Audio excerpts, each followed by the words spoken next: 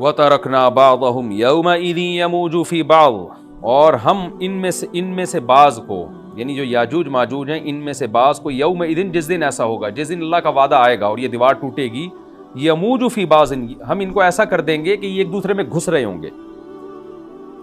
یہ مضمون احادیث میں آیا ہے۔ دیکھیں قرآن میں اور احادیث صحیحہ میں جو یاجوج ماجوج اور اس دیوار کا ہمیں ملتا ہے نا، میں صرف اس کو آپ کے سامنے بیان کروں گا، باقی اس بارے میں ڈیٹیل میں آپ جائیں گے تو بہت کچھ آپ کو انٹرنیٹ پہ بھی مل جائے گا، مفسرین کی کتابوں میں بھی مل جائے گا، اور لوگوں کی اپنی اپنی تحقیقات ہیں، اپنے اپنے تبصرے ہیں۔ نہ میں ان تبصروں کو صحیح کہہ رہا ہوں نہ غلط کہہ رہا ہوں، کتابیں بھری ہوئی ہیں، وہ آپ جائیں پڑھیں اس کو، لیکن جتنی بات قرآن سے اور صحیح احادیث سے یاجوج ماجوج کے بارے میں ثابت ہوتی ہے، میں صرف اس کو آپ کے سامنے ابھی پیش کر رہا ہوں۔ پہلا عقیدہ تو یہ ثابت ہوتا ہے کہ یاجوج ماجوج ایک قوم ہے، انسان ہیں، وہ کوئی انسانوں کے علاوہ کوئی الگ مخلوق نہیں ہے، لیکن ہیں بڑے فسادی۔ دوسری بات یہ بہت قدیم ہے، ذوالقرنین جب گئے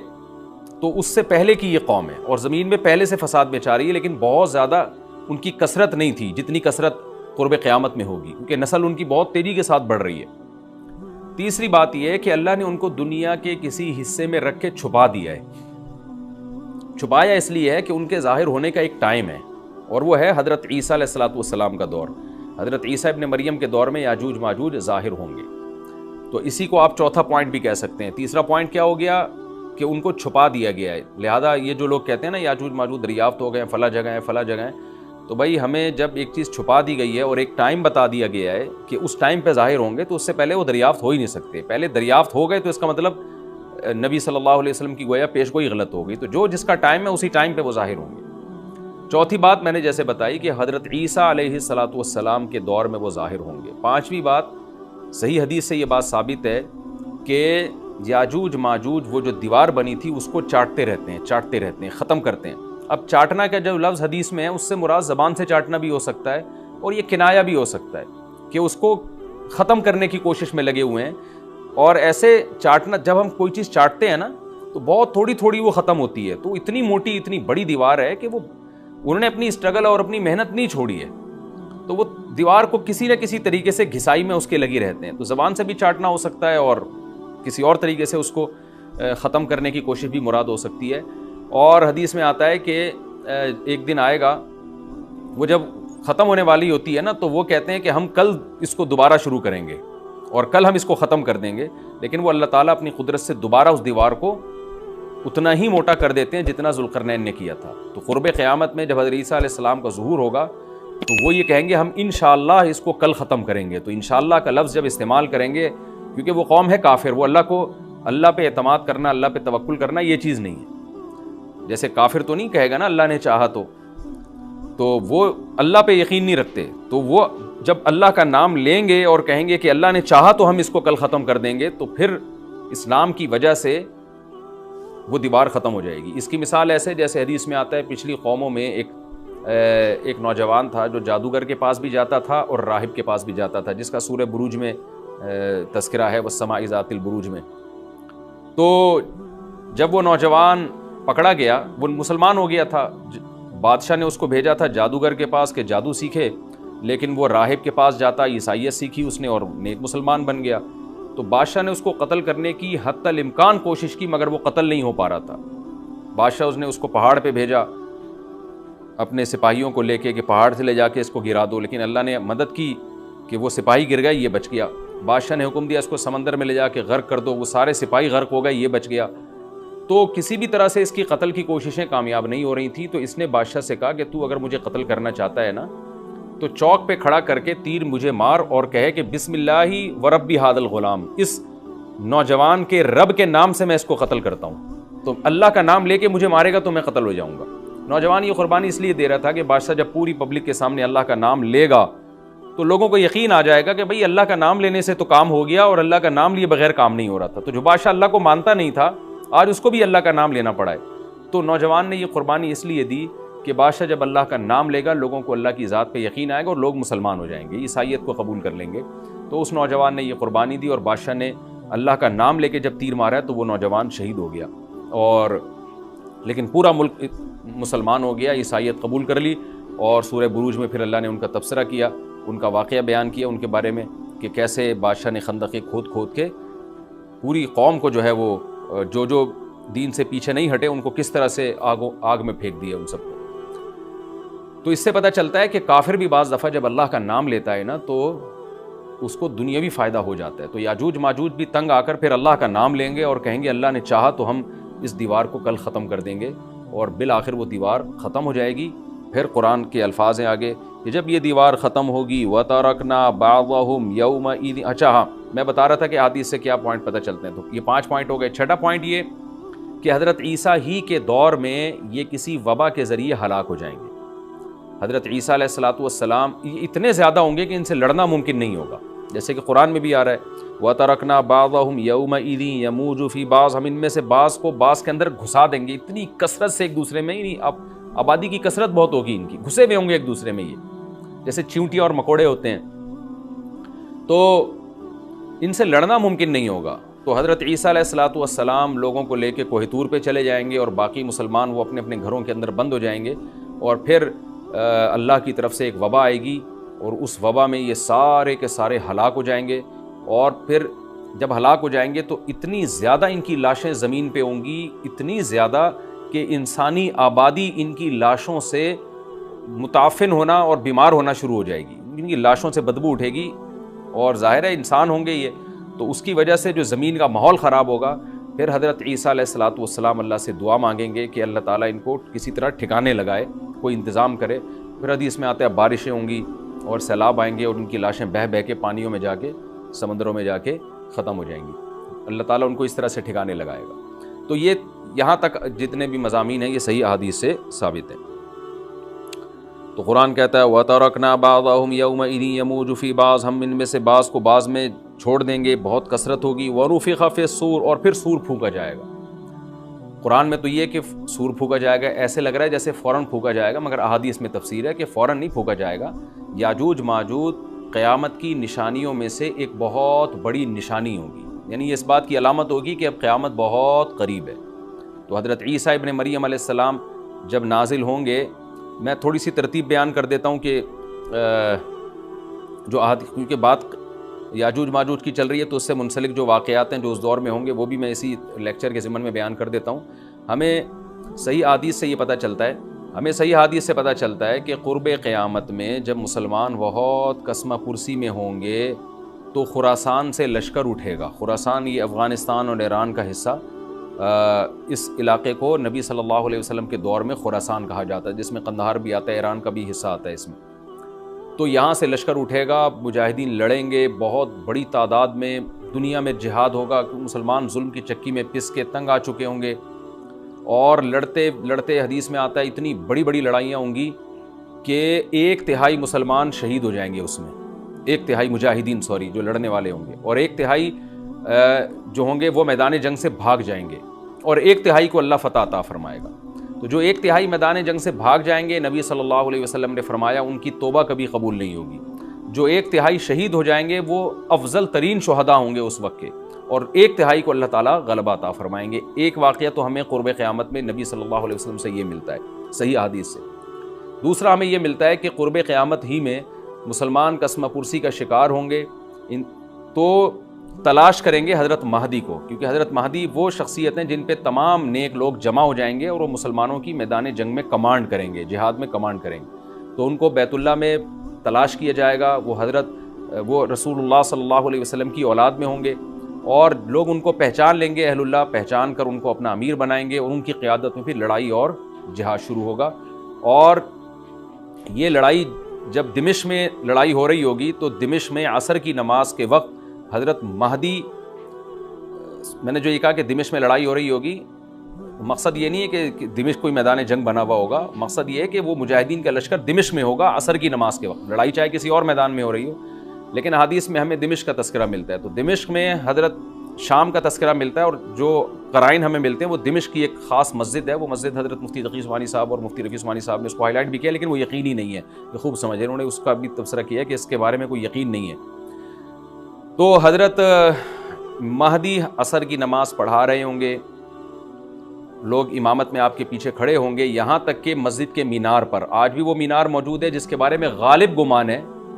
کہ یہ وہ مینار ہے جہاں حضرت عیسیٰ علیہ السلام نازل ہوں گے، غالب گمان کے درجے میں کہا جا سکتا ہے، ورنہ پھر اسی کے اڑوس پڑوس میں کوئی مسجد ہوگی۔ میرا اگر شام جانا ہوا تو انشاءاللہ میں ارادہ ہے کہ میں ولاگ میں اس مسجد کا بھی تذکرہ کروں گا، اس جگہ کا بھی تذکرہ کروں گا، لیکن میں پہلے یہ بات بتا دوں کہ وہ 100% یقینی نہیں ہے، ایسا نہ ہو کہ اس مسجد کے مینار پہ چڑھ کے لوگ جو ہے وہ اس کے کوئی مینار کو ہی چاٹنا شروع کر دیں تبرک کے طور پہ۔ تو عصر کی نماز کا ٹائم ہوگا، حضرت عیسیٰ ابن مریم علیہ الصلاۃ والسلام فرشتوں کے کندھوں پہ ہاتھ رکھ کے نیچے اتریں گے نماز کے ٹائم پہ، یعنی آسمان سے مینار تک آئیں گے اور پھر مینار سے آپ کے لیے سیڑھیاں لگائی جائیں گی، سیڑھیوں کے ذریعے مینار سے نیچے اتریں گے اور لوگ ان کو پہچان لیں گے۔ حضرت مہدی ان کو امامت کے لیے آگے کریں گے کہ آپ اللہ کے ایک پیغمبر ہیں، آپ نماز پڑھائیے، حضرت عیسیٰ علیہ السلام انہی کو آگے رکھیں گے، اور اس طرح کا مفہوم ہے حدیث میں کہ اللہ نے اس کام کے لیے آپ کو ہی منتخب کیا۔ کیا مطلب یہ امامت اس امت کا حق ہے؟ تو حضرت عیسیٰ ابن مریم علیہ الصلاۃ والسلام کا جو کام ہوگا وہ جہاد ہے اور یہودیوں سے انتقام لینا، کیونکہ یہودیوں نے اپنے خیال میں حضرت عیسیٰ کو قتل کیا تھا، تو اللہ نے یہودیت ہی کے خاتمے کے لیے اور دجال کے خاتمے کے لیے عیسیٰ ابن مریم کو نازل کیا ہے۔ حضرت مہدی سے پہلے ہی دجال ظاہر ہو چکا ہوگا۔ دجال کے بارے میں حدیث میں آتا ہے کہ ہر پیغمبر نے اپنی امت کو دجال کے فتنے سے ڈرایا ہے۔ اچھا، یہ دجال ایک ایسی شخصیت ہے جس کا یہودی انتظار ہم سے زیادہ کر رہے ہیں، کیونکہ یہودی اس کو اپنے لیے نجات دہندہ سمجھتے ہیں، جبکہ حدیث میں آتا ہے کہ دجال کانا ہوگا اور اس کا خدائی کا دعویٰ ہوگا، اس کے پاس کچھ ایسی طاقتیں ہوں گی کہ مردے کو زندہ کر دے، زندہ کو مار دے، ایک طرف اس کے باغ ہوگا، ایک طرف اس کے آگ ہوگی، جو اس پر ایمان لائے گا اس کو باغ میں داخل کرے گا، اور جو اس پر ایمان نہیں لائے گا اس کو آگ میں داخل کرے گا۔ اور رسول اللہ صلی اللہ علیہ وسلم نے فرمایا اس کی جو آگ ہے حقیقت میں وہ جنت کا باغ ہوگا، اور اس کا جو باغ ہے حقیقت میں وہ جہنم کی آگ ہوگی۔ تو جو نبی کی باتوں پہ یقین کرتے ہیں وہ دجال کے فتنے سے محفوظ رہیں گے، اور حدیث میں سورہ کہف کی بھی تلاوت کا حکم ہے، جمعے کے دن جو کہف کی تلاوت کرتا ہے اللہ اس کو دجال کے فتنے سے محفوظ رکھتا ہے۔ اب آپ دیکھیں یہ سورہ کہف میں ہی قیامت کی علامات کا تذکرہ ہے نا، تو شاید اسی وجہ سے کیونکہ جو سورہ کہف پڑھتا رہے گا وہ یاجوج ماجوج کے واقعات بھی پڑھتا رہے گا اور اللہ کی قدرت کے واقعات بھی پڑھتا رہے گا، تو دجال کے فتنے سے اللہ اس کو اس برکت سے بچا کے رکھیں گے، فتنے سے محفوظ رکھیں گے۔ تو وہ ایسی طاقتیں دکھائے گا، بے وقوف لوگ اس پہ ایمان لے آئیں گے۔ حدیث میں آتا ہے کہ کانا کبھی بھی خدا نہیں ہو سکتا، یعنی اس کی تو ایک آنکھ ہوگی نہیں، لیکن بے وقوف لوگ اس کے یہ کچھ ظاہری کمالات دیکھیں گے، یہ نہیں دیکھیں گے کہ یہ تو شکل بھی اس کی اچھی نہیں ہے، یعنی خدا کم از کم جمال والا ہوتا ہے نا، یہ تو ہے بھی کانا، اور اس کے بڑا بڑا کافر بھی لکھا ہوا ہوگا واضح طور پر، جس سے پتہ چلے گا۔ لیکن احمق اور بیوقوف لوگ جیسے روحانی عامل کو کچھ شعبدے دیکھ کر ان پہ سے متاثر ہو جاتے ہیں نا، روحانی عاملوں کے شعبدے دیکھ کے، تو ایسے ہی دجال کے شعبدے دیکھ کے متاثر ہوں گے۔ تو بہت لوگوں کو، خلقت کو، بہت بڑی امت کو گمراہ کرے گا دجال، اہل اللہ کو اللہ تعالیٰ اس کے فتنے سے محفوظ رکھے گا۔ پھر حضرت عیسیٰ ابن مریم جب نازل ہوں گے تو وہ دجال کو قتل کریں گے۔ حدیث میں آتا ہے کہ نیزے کے ذریعے گھوڑے پہ بیٹھ کے قتل کریں گے۔ علماء نے اس حدیث کا دو مطلب بیان کیے ہیں کہ یا تو اس کا مطلب یہی ہے کہ واقعی گھوڑے پہ بیٹھیں گے، نیزہ استعمال کریں گے، اور زمین جو ہے وہ اتنی پہلے اس سے جنگیں ہو چکی ہوں گی کہ لوگ دوبارہ تلواروں گھوڑوں کی طرف آ جائیں گے۔ اس بات کا امکان ہے، ہر ملک ایٹمی طاقت بن چکا ہے، تو اگر یہ ایٹم بم سارے ملک آپس میں چلا دیں تو ہم دوبارہ گدے گھوڑوں والی زندگی پر آ جائیں گے، ٹیکنالوجی ساری تباہ و برباد ہو جائے گی، انسان کی ترقی۔ تو اس بات کا بھی امکان ہے کہ کوئی اس سے پہلے ہو سکتا ہے کوئی ایسی جنگ عظیم ہو کہ انسانیت دوبارہ پہاڑوں پتھروں کے دور میں آ جائے۔ لیکن ظاہر یہ معلوم ہوتا ہے کہ رسول اللہ صلی اللہ علیہ وسلم نے جو کلام کیا ہے، ظاہر ہے اس دور کے لحاظ سے جو لوگوں کے جہاں تک جو لوگوں کی مینٹل اپروچ ہے وہاں تک، تو نبی صلی اللہ علیہ وسلم میزائل یا اور ٹینکوں کا تذکرہ کرتے تو کیا سمجھ میں آتا؟ تو گھوڑے سے مراد ہے جو اس زمانے کا گھوڑا ہوگا، اور نیزے سے مراد ہے اس زمانے کا جو اسلحہ ہوگا، کیونکہ نیزہ نبی کے دور کا ایک مناسب اسلحہ تھا اور گھوڑا نبی کے دور کی میدان جنگ کی ایک مناسب سواری تھی۔ تو اس سے یہ بھی پتہ چلتا ہے کہ ہو سکتا ہے عیسیٰ ابن مریم نیزے کے بجائے کلاشنکوف کا استعمال کر لیں، تو یعنی وہ نیزہ جو ہے وہ اس کلاشنکوف کی یا جو بھی اسلحہ اس وقت حضرت عیسیٰ ابن مریم استعمال کریں گے اس کی ایک تعبیر ہے، تو اس کا بھی پورا امکان ہے۔ تو ہمیں بہرحال اتنا ایمان ہمارے لیے ضروری ہے کہ دجال کو قتل کرنے والی جو ذات ہے، جو شخصیت ہے، وہ عیسیٰ ابن مریم علیہ الصلاۃ والسلام، تو حضرت عیسیٰ کے ذریعے اللہ تعالیٰ دجال کو قتل کریں گے، اور حضرت عیسیٰ کی قیادت میں زبردست جہاد ہوگا۔ حدیث میں آتا ہے کہ عیسیٰ ابن مریم اس دنیا کو امن سے بھر دیں گے، اتنا امن ہو جائے گا اور اتنی مالی فراوانی ہوگی، اتنی مالی، کیونکہ دنیا میں مال بہت ہے، ڈسٹریبیوشن صحیح نہیں ہے، جو تقسیم ہے نا مال کی وہ ظالمانہ ہے، جس کی وجہ سے غریب سے غریب تر ہے، امیر سے امیر تر ہے۔ حضرت عیسیٰ ابن مریم ایسا نظام قائم کریں گے کہ جس سے مال کی صحیح تقسیم، اور لوگ اٹھیں گے، زکوٰۃ کا مستحق تلاش کریں گے اور لوگوں کو زکوٰۃ کا مستحق نظر نہیں آئے گا، غریب تلاش کرنا مشکل ہو جائے گا. یعنی ایک آدمی، حدیث کے مفہوم ہے کہ زکوٰۃ لے کے گھومتا رہے گا اور اس کو کوئی غریب نہیں ملے گا، اتنی مالی فراوانی ہو جائے گی. پھر ترمذی کی روایت میں آتا ہے کہ اللہ کی طرف سے برکتیں ایسی نازل ہوں گی کہ بڑے بڑے انار پیدا ہوں گے، بڑے بڑے انگور پیدا ہوں گے، زمین اپنی برکتیں کھول دے گی. اور حضرت عیسیٰ علیہ السلام خنزیر کو بھی دنیا سے ختم کر دیں گے، خنزیر کی نسل کو ختم کر دیا جائے گا. وَيَضَعُ الْجِزْيَةَ، اور جزیہ کا نظام ختم. اما الاسلام و اما السیف، یا تو تلوار یا اسلام، اس کے علاوہ نہیں. تو نبی صلی اللہ علیہ وسلم کو اللہ نے جس مقصد کے لیے دنیا میں بھیجا تھا، اس مقصد کی جو تکمیل ہے وہ عیسیٰ ابن مریم کے ذریعے. باقی اس میں حکمتیں کیا ہیں، اس پر میرے الگ سے بیانات موجود ہیں کہ اللہ نے حضرت عیسیٰ ابن مریم کا انتخاب کیوں کیا اس کام کی تکمیل کے لیے، اسی امت میں کوئی کیوں منتخب نہیں کر لیا، یا یہ کہ پیغمبر صلی اللہ علیہ وسلم ہی کے ذریعے پوری دنیا میں اسلام کو غالب کر دیا جاتا. اس میں کیا حکمتیں ہیں، اس پر میرے الگ سے بیانات موجود ہیں. ابھی تو میں کوشش کرتا ہوں کہ تفسیر سے میں جو ٹو دا پوائنٹ بات ہے اس سے یہاں اس لیکچر میں نہ ہٹوں. تو اسی وقت حضرت عیسیٰ ابن مریم اس کو یاجوج ماجوج کو قتل کریں گے اور دنیا انصاف سے بھر جائے گی. اور اللہ تعالیٰ نے جو پیغمبروں کو دنیا میں بھیجا تھا اس کا مقصد کیفیت اور کمیت دونوں لحاظ سے حاصل ہو جائے گا. اس کے بعد پھر آہستہ آہستہ دنیا میں زوال شروع ہوگا، اور پھر جب پوری دنیا کے لوگ زوال کا شکار ہوتے ہوتے کفر کی طرف جائیں گے، گناہوں کی طرف. اور حدیث میں آتا ہے جب تک ایک شخص بھی اللہ کا نام لینے والا ہوگا اس دنیا پر قیامت نہیں آئے گی. یہاں تک کہ آخری شخص جب دنیا سے اٹھے گا جو اللہ کا نام لیا کرتا تھا، تو اس کے بعد اللہ تعالیٰ سور پھونکیں گے، جبریل کو حکم دیں گے سور پھونکنے کا، اور اس دنیا کو تباہ و برباد کر دیا جائے گا. تو آگے قرآن کہتا ہے وَنُفِخَ فِي الصُّورِ، اور پھر سور میں پھونکا جائے گا. فَجَمَعْنَاهُمْ جَمْعًا، پھر ہم ان تمام انسانوں کو جمع کر دیں گے. وَعَرَضْنَا جَهَنَّمَ يَوْمَئِذٍ لِّلْكَافِرِينَ عَرْضًا، اور قیامت کے دن ہم جہنم کو یومئذ، جس دن ایسا ہوگا یعنی جس دن سور پھونکا جائے گا، یہ دوسرا سور مراد ہے، للکافرین عرضا، کافروں کے سامنے پیش کر دیں گے. الذین کانت اعینہم فی غطاء عن ذکری، یہ وہ لوگ ہیں جن کی آنکھیں میری یاد سے پردے میں پڑی ہوئی تھیں، یعنی میری یاد کی چیزیں ان کو نظر ہی نہیں آتی تھیں، غفلت میں پڑی ہوئی تھی جن کی آنکھیں. وکانوا لا یستطیعون سمعا، اور یہ سننے کی صلاحیت بھی نہیں رکھتے تھے، نہ حق بات سنتے تھے نہ حق دیکھتے تھے، بس اپنے خواہشات کی جو چیزیں ہیں وہ ان کو اچھی لگتی تھیں اور وہی ان کو سمجھ میں آتی تھیں. تو یہ ہمارا رکوع الحمدللہ کمپلیٹ ہو گیا. اس رکوع میں ہمیں بہت سارے اسباق ملتے ہیں، میں نمبر وار اس کو مختصراً بیان کر دیتا ہوں. پہلی بات تو یہ کہ دیکھیں اللہ تعالیٰ نے کیسے کیسے بادشاہ دنیا میں بھیجے ہیں اور کتنے پاورفل بادشاہ. حضرت ذوالقرنین کا نام ہی قرن والا، دو کناروں والا، زمین کے بہت بڑے حصے کو حضرت ذوالقرنین نے فتح کیا. اور اللہ کے نیک بندے کیسے اللہ کے راستے میں لڑتے رہے ہیں. تو یہ جو لوگ بیٹھ جاتے ہیں نا بس عبادت کرو اور لڑائی وڑائی اسلام میں ہے ہی نہیں، یہ دنیا میں کوئی بھی عقل مند اس نظریے کا حامی نہیں ہوگا. تو طاقت اور قوت کی اسلام میں بہت زیادہ اہمیت ہے. اس سے ہمیں یہ بھی پتہ چلتا ہے کہ اپنے ملک کی، خاص طور پر اسلامی ملک کی جو فوجی قوتیں ہیں، جو فوجی طاقتیں ہیں، ان کی ہمیں قدر کرنی چاہیے. کیونکہ اگر کوئی بھی ملک عسکری لحاظ سے کمزور ہو جائے، کیونکہ اللہ تعالیٰ تو جو عسکری لحاظ سے طاقتور قومیں تھیں اللہ نے ان کا کتنا تذکرہ کیا، ہاں وہ اللہ کے باغی نہ ہوں.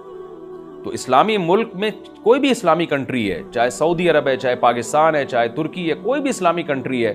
اس کی فوج کی قدر کرنی چاہیے، کیونکہ اسی کی وجہ سے ملک کا بارڈر محفوظ ہوتا ہے. اگر مسلمان عسکری لحاظ سے کمزور ہونا شروع ہو جائیں تو کافر ہمیں گاجر مولی کی طرح کاٹنا شروع کر دیں، اسلام دشمن قوتیں ہمیں کھا جائیں، ختم کر دیں ہمیں کھا کے. تو نیک قوتوں کو اپنی بقا کے لیے ہمیشہ سے ایک اسلحے کی اور طاقت کی ضرورت رہتی ہے. اس کی اہمیت اسلام میں بہت زیادہ ہے. موسیٰ علیہ السلام کے بعد کتنے بڑے بڑے جنگی کمانڈر پیدا ہوئے. ذوالقرنین کا اللہ نے کیسا تذکرہ کیا. ذوالقرنین کی عبادت کا کہیں بھی تذکرہ نہیں، حالانکہ وہ بڑے عبادت گزار بھی تھے. داؤد علیہ السلام کی عبادت کا تذکرہ بھی ہے، ان کی تلوار اور طاقت کا تذکرہ بھی ہے.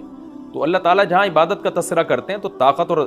قوت کا بھی تذکرہ کرتے ہیں. اس سے عسکری لحاظ سے اپنے آپ کو مضبوط کرنے کی اہمیت کا ہمیں پتہ چلتا ہے کہ اسلام میں اس کی بڑی اہمیت ہے. کسی بھی اسلامی ملک کی فوج کا مورال کسی بھی لحاظ سے ڈاؤن نہیں ہونا چاہیے، اور عسکری لحاظ سے وہ کسی بھی لحاظ سے کمزور نہیں ہونی چاہیے. اور اس کو چاہیے کہ اعدوا لهم ما استطعتم من قوہ پر عمل کرے، کہ قرآن کہہ رہا ہے روز بروز اپنی طاقت اور قوت میں اضافہ کرنے کی کوشش کرو. اس سے مسلم قوم کو کبھی بھی غافل نہیں ہونا چاہیے، اور کوئی بھی ایسا کام جس سے مسلمان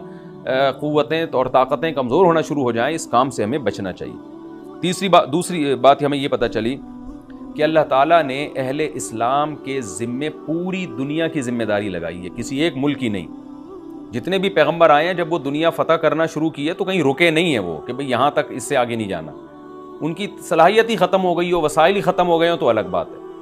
تو پوری دنیا ہے جس میں اللہ کے دین کو غالب کرنا ہے۔ اب اس کا طریقہ کیا ہوگا؟ ظاہر ہے جو جس زمانے میں سوٹیبل طریقہ ہو وہ اختیار کیا جائے گا۔ تو حضرت ذوالقرنین پہلے انتہائی مشرق کی طرف گئے ہیں، جہاں سورج نکلتا ہے تو وہاں سے جہاں سے آبادی شروع ہو رہی ہے، اور ان کا خیال تھا کہ اب آگے آبادی نہیں ہے تو پھر جا کے اسٹاپ کیا ہے۔ مغرب میں بھی ایسے ہی، شمال میں بھی ایسے ہی۔ تو ہمیں جب دیکھتے ہیں کہ جب صحابہ کرام نے دنیا فتح کرنا شروع کی ہے تو ہمیں مسلمان کمانڈروں میں بھی ایسے واقعات ملتے ہیں کہ وہ علاقے فتح کرتے کرتے سمندر کے کنارے پہنچے اور انہوں نے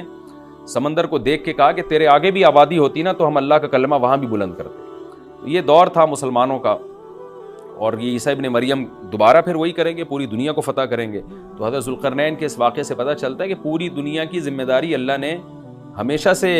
اہل اللہ پہ لگائی ہے، اور وہ پوری دنیا میں اللہ کے دین کو غالب کرنے کی کوشش میں ہمیشہ سے لگے رہے ہیں۔ تیسری بات ہمیں پتہ چلتی ہے کہ اسباب اور وسائل کی اہمیت۔ حضرت ذوالقرنین نے جب اتنا پہاڑوں کے بیچ میں اتنا یعنی لوہے کی پلیٹیں لگا کے، تانبا پگھلا کے آہنی دیوار بنائی ہے تو خوش ہوئے ہیں، ھذا رحمت من ربی، یہ میرے رب کی رحمت ہے۔ تبھی تو اللہ کا شکر ادا کیا نا، خوشی پہ شکر ادا کیا جاتا ہے۔ تو اس سے یہ بھی پتہ چلتا ہے کہ سائنس اور ٹیکنالوجی، دیکھیں یہ کام ٹیکنالوجی کے بغیر ممکن نہیں تھا۔ تبھی تو اس قوم نے کہا نا ذوالقرنین سے کہ ہم پیسے آپ کو دیں گے، لیکن ہمارے پاس وہ وسائل نہیں ہیں، وہ ٹیکنالوجی نہیں ہے ہمارے پاس۔ اور بظاہر ایسا لگتا ہے کہ ان کے پاس لوہا بھی تھا، تانبا بھی تھا، کیونکہ حضرت ذوالقرنین اب یہ تو نہیں ہے نا کہ زمین کے مشرق کی طرف دوبارہ لوہا جمع کرنے گئے ہوں، تو وہیں سے جو کچھ ہوگا نکالا ہوگا۔ تو وسائل اس قوم کے پاس تھے، ٹیکنالوجی نہیں تھی کہ اس لوہے کو اور اس تانبے کو پگھلا کے دونوں پہاڑوں کے بیچ میں پلیٹیں کیسے بنانی ہیں اور ان کو کیسے ان کے بیچ میں تانبا کر کے کہانی دیوار بنائی ہے، یہ ٹیکنالوجی ان کے پاس نہیں تھی۔ تو اس سے ہمیں ٹیکنالوجی کی ویلیو کا بھی پتہ چلتا ہے۔ آج مسلمان اس میں بھی بہت پیچھے چلے جا رہے ہیں اور اس کو مذہب سمجھنا شروع کر دیا ہے، یہ بات بھی غلط ہے۔ حضرت ذوالقرنین نے اتنی طاقت اور قوت کا استعمال کیا اور اتنے زبردست طریقے سے اس وقت جو بھی اس سوٹیبل ٹیکنالوجی تھی اس کا استعمال کر کے دو پہاڑوں کے بیچ کے راستے کو بند کر دیا، اور اس پہ خوشی منائی حضرت ذوالقرنین نے۔ یہ نہیں کہا کہ بھئی اس سے کچھ بھی نہیں ہوتا، اصل میں تو بس انسان کو چاہیے کہ وہ اللہ اللہ کیا کرے بیٹھ کے، اور یہ کیا اللہ سے بس مدد مانگو، اللہ ہی۔ یاجوج ماجوج کے بارے میں ان کو کہہ دیتے ذوالقرنین کہ تم سب رات کو تہجد میں اٹھ کے دعائیں مانگو، اللہ یاجوج ماجوج سے تمہیں بچا لے گا۔ نہ نہ نہ، حضرت ذوالقرنین نے کہا دعائیں بھی مانگو، یقیناً حکم دیا ہوگا دعائیں مانگنے کا، لیکن ہم پورے اسباب اور وسائل استعمال کریں گے، لوہے کی پلیٹیں بنائیں گے، تانبے کو پگھلائیں گے، اوپر چڑھائیں گے اور اس طرح سے پوری مضبوط دیوار بنائیں گے۔ آج مسلمان ہاتھ پہ ہاتھ رکھ کے بیٹھ گیا ہے اور وظیفوں میں اور جو ہے بس وہ چند صبح شام کے وظیفے پڑھ کے وہ سمجھتا ہے کہ ساری دنیا کے سارے مسائل کا حل اس سے ہو جائے گا۔ ایسا نہیں ہے، آپ کو بہت زیادہ ترقی کرنی ہے، بہت زیادہ اسباب و وسائل میں آپ کو غیر مسلموں سے آگے نکلنا ہے۔ جیسے کہ قرون اولیٰ کا مسلمان نکلا تھا، تبھی اللہ نے اس کے لیے دنیا میں فتوحات کے دروازے کھولے تھے۔ تو اللہ ہمارے لیے فتوحات کے دروازے جب ہی کھولے گا جب ہم عبادت کے ساتھ ساتھ سائنس اور ٹیکنالوجی کے میدان میں بھی آگے بڑھنے کی کوشش کریں، اور ہمیں قرب قیامت کی علامتیں بھی اس رکوع میں پتہ چلتی ہیں۔